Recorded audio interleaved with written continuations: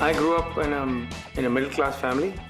My father worked for the government. My mother stayed at home, two older sisters. A lot of encouragement. We didn't have a real lack of anything except space, and we didn't have the finer luxuries growing up. But we had a pretty healthy environment, which enabled me to study well, go to a good college, finally find my way here to do my master's in computer engineering at Drexel University in Philadelphia. I grew up in Mumbai, India. I'm the youngest of three. Grew up in a business home. My dad ran a very successful conventional business. A very comfortable lifestyle, with a whole lot of luxuries as anybody could want and have while growing up. My dad had a lot of responsibilities to run it, and at some point the business took a downturn, and that's when I had the opportunity to come to the US. I came here on an F1 student visa to this country. I finished my master's in computer engineering, and then I got a job with an IT consulting company, and they placed me in different places like Bell Labs and AT&T and Velcor at that time. And I worked as a consultant, basically, and they did my paperwork, and that's how I ended up with my green card in the US. At the time, the law was such that till they finished their paperwork, processing my green card, I would have to pretty much stay employed with one employer, which means they had a pretty good hold on me. And I realized that, I didn't have much negotiating power with the amount I was getting paid. I was a little disillusioned with the corporate world and not very excited about all the things I had to do to get contracts, IT contracts. I can't say that I was actively looking for another opportunity. I wasn't. But I was looking for health insurance because, when you're independent, when you're on your own, you're always shopping for a good insurance deal. And Manipal Reddy, who registered me in the business, Manipal and Renuka, he knew that I was looking for insurance. And Quickstar was offering that as a benefit for IBOs. That's the approach that Manipal took, believe it or not. He found out I was looking for insurance, and if I had picked up the phone, picked up the yellow pages and called any insurance agent, there is no dearth of those, I would have never seen the plan perhaps. But he said I had to get involved in an opportunity that would cost approximately $150, and then he said you buy another kit, which would be the BWW kit, for another $100, and that'll set you up in business, and then you can have access to the insurance. That's the reason I saw the plan, and even when at the plan, it's not like I got wildly excited or anything like that. I just saw it as a possibility, put it away in the back of my mind, signed up just for the insurance.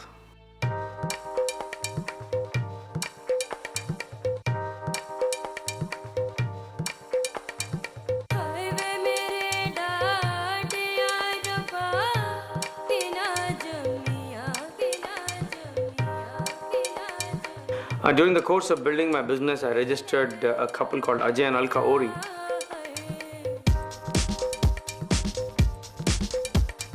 Ajay was in the pharmaceutical industry and Alka was in banking, and she was just trying to get out of it. She wanted to do something from home because she had a little baby, and they had another one on the way. I met them at a party, and long story short, I ended up registering them, and they ended up registering one of the first people they registered was Alka's sister, Anjali.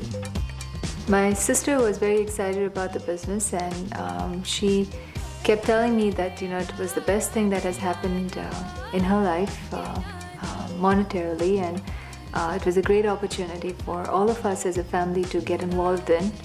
So I came with her to the meetings to check it out. I used to go to the functions to see what it was that had caught her attention, because I respected her, and I respected her judgment and respected her enthusiasm. But that's how we met. We ended up meeting and talking to each other at functions, and I found out that she was serious about her dreams, and the rest is history, right? Yeah.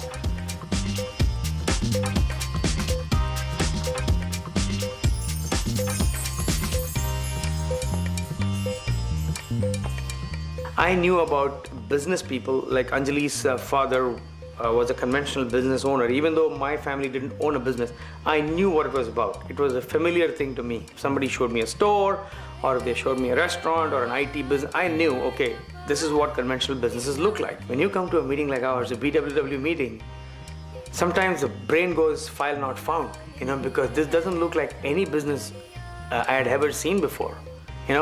This didn't look like anything. This was a bunch of people sitting together, listening to a guy talk, and really excited people. And it seemed unnatural and really weird to me, And that is a natural reaction that most people have coming into a meeting like this. But then you know what? You also find out that the reason people are like this is because this business does not have any of the headaches that a traditional business has.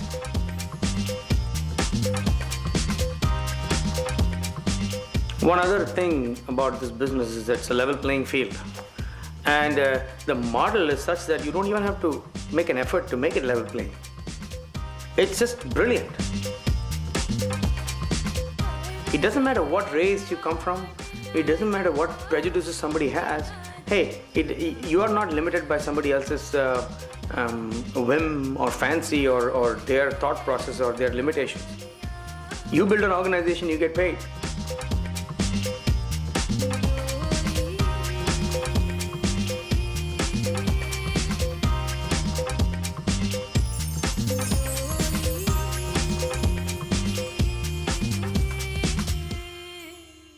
When you're getting into this business, most of your concerns that are there are probably valid and legit concerns, legitimate concerns that you have, because first of all, it's a new environment. You don't know what you're getting into and how much of a time involvement it will be and how much of a commitment financially it will be.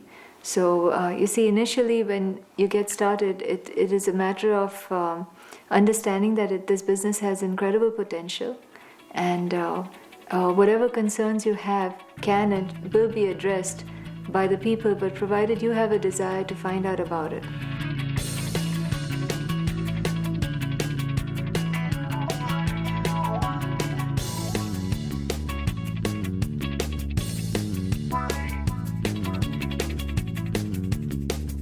You could be going to school, you could be having a full-time career, you could be a new parent or a new wife, or with so many variables in your life right now.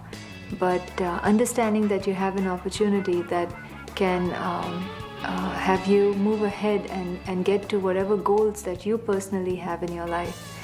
It is a new opportunity, it's a new business for you, so it's up to you to come out and find out more about it and understand that this business has tremendous potential, but not to get overwhelmed by the kind of commitment it might take, because it really is up to you and your dreams as to how quickly you want to accomplish it that will determine how much of an effort you have to put in right now.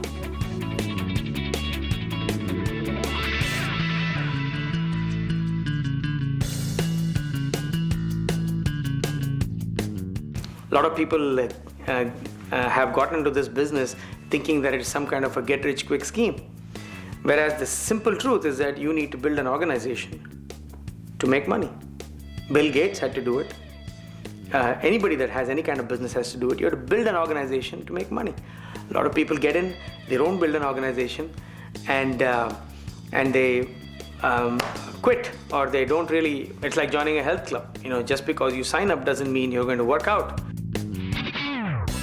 I almost was in that category, but somehow, sometimes reluctantly, sometimes I didn't feel like doing it, but I made a choice between watching television versus going to a meeting, for example.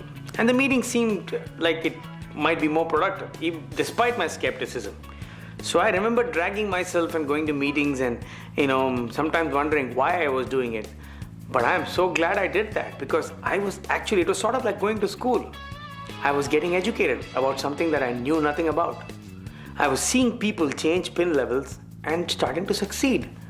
It was more like, a distant skepticism, and then you keep looking, keep learning, and one day you go, look at that guy. He's a PhD scientist. His wife just retired. She used to be an administrative director in nuclear medicine. Look at this other guy. He used to play pro football. Look at this other guy. He used to be the Secretary of State for the state of Louisiana. That's it. There is a doctor building the business. And here is a truck driver building the business. And they're all succeeding. We come across three kinds of people. People who make things happen, people who watch things happen, and people who wonder what happened. We sincerely hope you're in the first category because those are the only kind of people that we can build a business with. People who want to make things happen. And that means that you're already busy. Our typical prospects that come into our meetings as prospective IBOs are productive, busy people. That means they're already doing a lot of things. Their plates are full. So I typically tell them and I show the business to them that, look, I'm not trying to convince you to do anything. You have to convince yourself. In fact, you have to convince me that you have a reason to build a business. Yes, this is a part-time business. Yes, this is a home-based business. Yes, it does not require you to come up with a lot of money for investment. And yes, you don't have to give up your current occupation to do that. That doesn't mean you're going to do it because you still need a reason to build the business.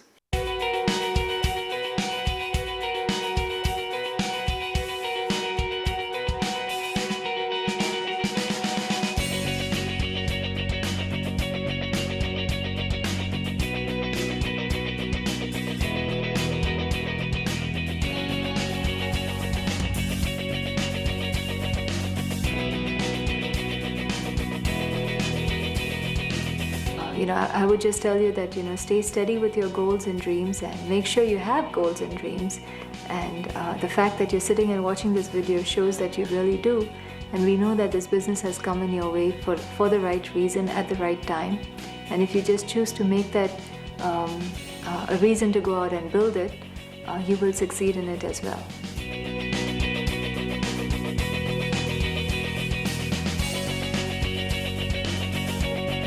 There's an 80-20 rule to anything. 20% of the people do 80% of the work. That is true with our business also because it's a universal rule. That's how it works. And if you go into the internet and do a search of anything, you're going to find two kinds of information. Authentic information and just information people want to put on there. It hardly costs anything to write anything about anything on the internet. And even though it looks like a credible source, it's really like the modern graffiti. People can just write things on bathroom walls. They can go write things on the internet too. So Quickstar is no exception. You're going to find all kinds of information if you really look. But here's the point though. The point is you should be able to discern between the good information and the bad information. Some of the questions that you might come up with in the course of investigating this business and getting involved might be legitimate. Some of it might be created by people that it amazes me. For example, one simple truth about our business is that it will not work if you lie, cheat or steal. My whole success depends on helping somebody else succeed. The model does not allow for lying, cheating and stealing. But I'm amazed at some of our critics who accuse us of exactly that. Which is not possible. It is not possible for a company in the US and worldwide to do billions of dollars unless it's totally legitimate and above board.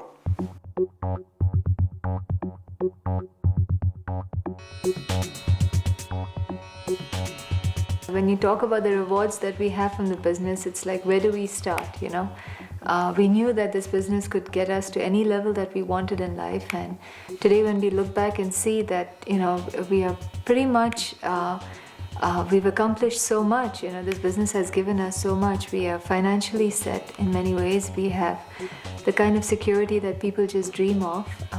We have 3 little girls and they're taken care of. They go to private schools. We don't have to worry about all that.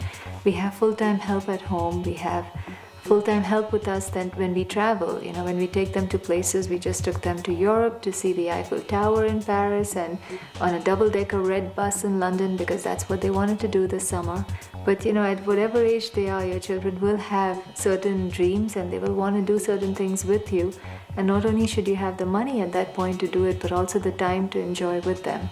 And one of the best rewards that we feel we have is the peace of mind in our home and in our hearts, because we know that we're not running after the almighty dollar bill. We're able to spend quality time with our family, we're able to give to charities, and we're able to see a great future.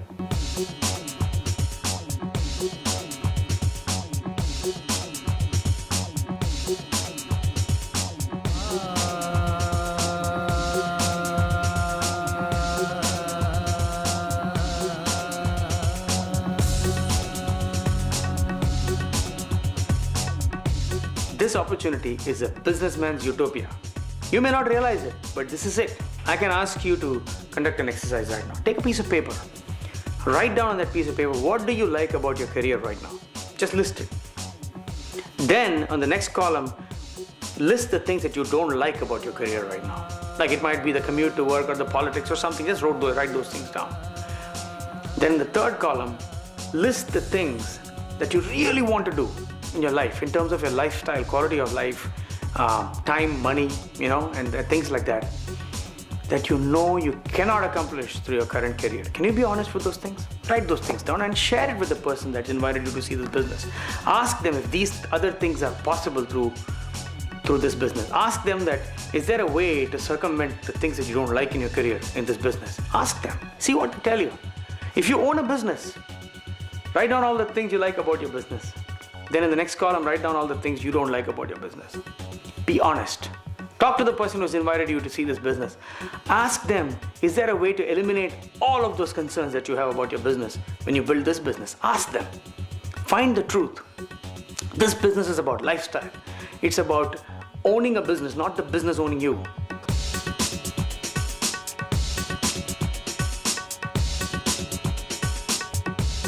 Anybody sees anything new for the first time, sometimes there is a tendency to be reluctant. Actually, it is so simple that the simplicity of the business is shocking, and so people sometimes, they have a tendency to, kind of drag their feet, and I had that situation, and they're waiting for this or that to settle.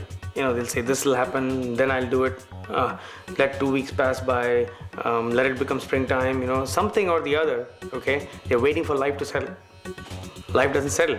That's why it's called life. I always say when life settles, that's called death,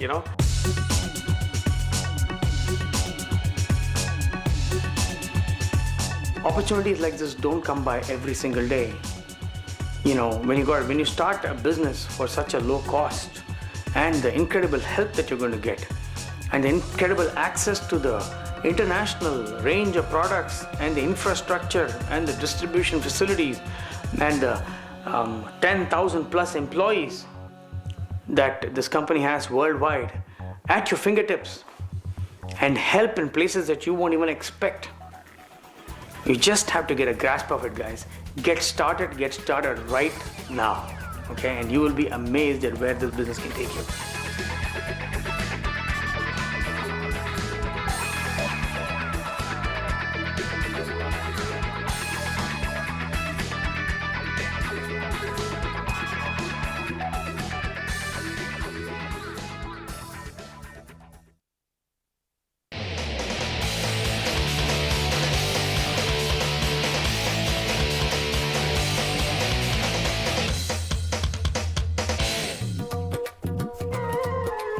Welcome to our home, the Kumar residence.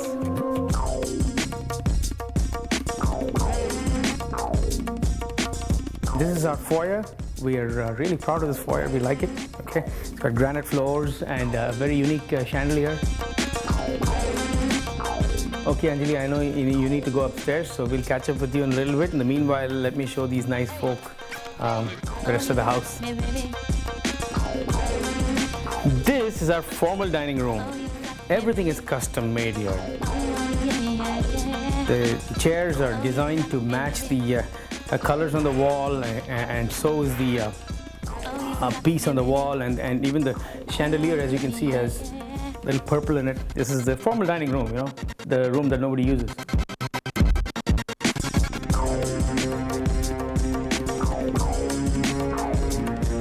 And on this side of the foyer is a living room.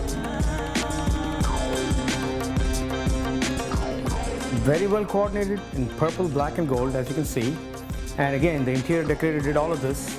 And we do use this living room because there is a nice rec room beyond the living room. And unless you go through the living room, you can't get to the rec room.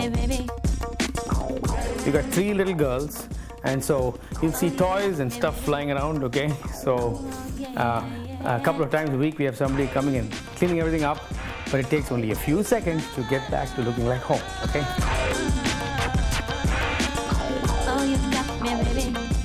We are in the process of making this sitting room, and a library, and my writing room. I like to write.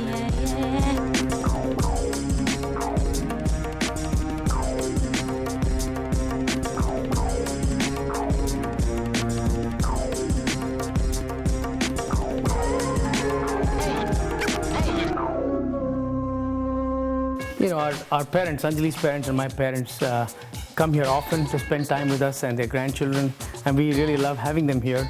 And so they don't have to climb the stairs all the time. We built a special suite for them, a full bedroom and a full bath suite here. Money to make champagne run the bar. Press girl close up in our button press. Oh yes, oh yes. Hot girl muggling away fancy car. Money to make champagne run the bar. Press girl close up. And now the most used and the most popular room in the house. You guessed it right. It's our kitchen. Nice granite floor. It's a big kitchen. I don't even know how big it is, but this is the center of our home. Really, everybody gets together here. People don't come into the main entrance. They come in straight to the garage, and this is where many a meal has been prepared and eaten. Usually, this room is milling with people, families, friends, people from the business, and we have a big extended family. And we can keep an eye on the children because there's a playroom right here.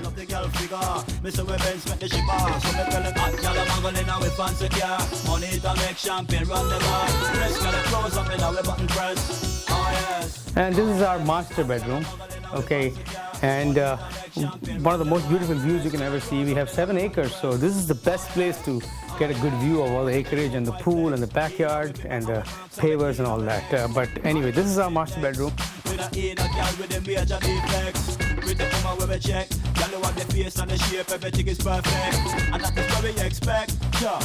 Oh yes.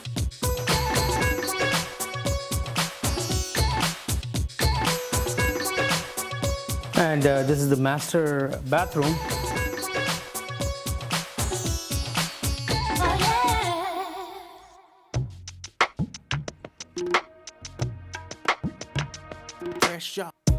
One, two, yes, you're coming through. And this is our oldest daughter, Devika's room.